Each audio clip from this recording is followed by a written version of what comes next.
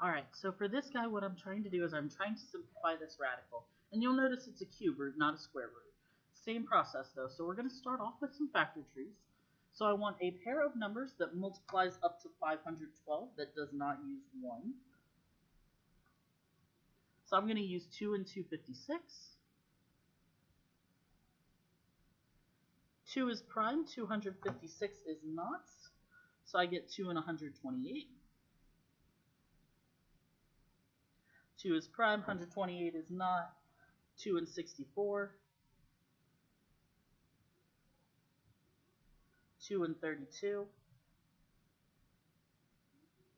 2 and 16. 2 and 8. 2 and 4. And 2 and 2. Now you will notice that there are a lot more numbers that multiply up to 512 than 256 and 2. Whatever pair of numbers you use at any step, as long as you circle the primes and keep going with the numbers that are not primes, you will always end up with the same configuration. So in this case, you should always end up with 9 2s.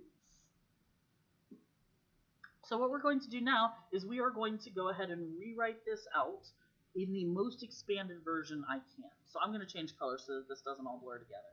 So I have a very long cube root of 512 is 2 9 times.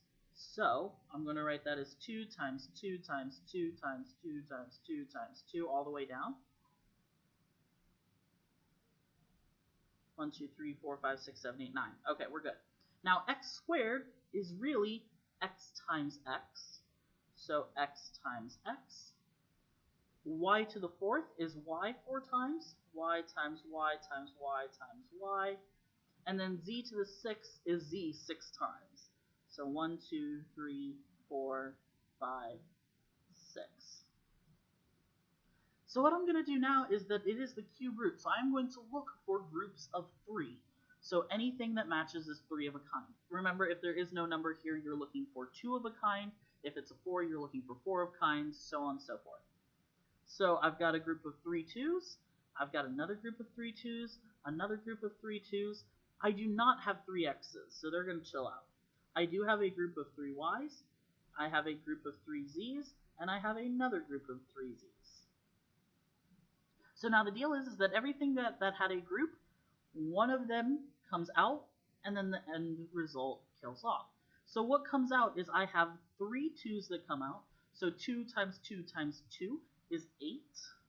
I have a y that comes out, and I have 2 z's that come out. So that would be z squared.